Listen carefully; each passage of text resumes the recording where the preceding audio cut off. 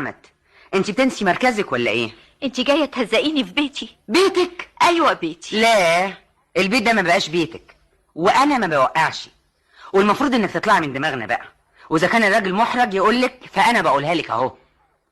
انا متجوزاه، هو اللي يقولها لي مش انت. يا سلام. طب يا ست هانم، ضيفي لمعلوماتك ان جوزك مسافر بكره فرنسا، هيقضي شهر العسل مع نجوان هانم. ارجو انك تكوني موجوده هناك وتشوفيهم بنفسك. ها، ما تنسيش.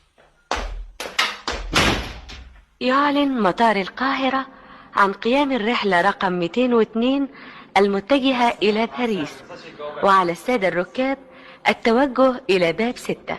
مع الشكر. Cairo Airport would like to notify passengers on trip number 202 destination Paris to go to gate 6. Thank you. اتفضلي يا نجوان، اتفضلي. ميرسي. نقول لكم باي باي بقى، نشوف وشكم بخير. مع السلامه يا نجوان. باي باي يا حبوبه، باي باي. مع السلامه يا محمود. مع السلامة يا راجل. خلي بالك من نفسك. مع السلامة. مع السلامة. مع السلامة يا كريم. خلي بالك من المكتب. اطمن خالص يا محمود بيه. كل اللي قالته راجية مظبوط كده يا محمود، كده اهو. مالك يا ست؟ في حاجة؟ بتعيطي ليه؟ يا ست يا ست، الإشارب وقع منك.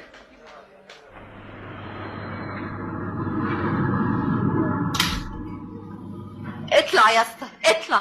نرجع على الزمالك مطرح مركبتي؟ لا لا، وديني المنصورة الله يخليك، وديني المنصورة. ياه، ده مشوار طويل قوي، بس دي مقاولة ملهاش دعوة بالعداد. زي بعضه، بس وديني. فين حتة في المنصورة؟ بعد المنصورة بحوالي 5 كيلو.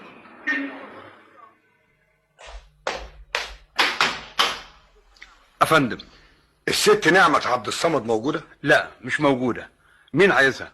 أنا المحضر. خير يا حضرة، في إيه؟ معايا ورقة طلاقها.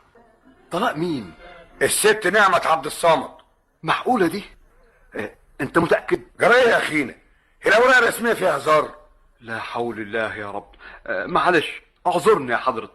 تستلم ورقة الطلاق؟ أعوذ بالله أعوذ بالله، أنا أستلم حاجة زي كده؟ مش مستلم حاجة.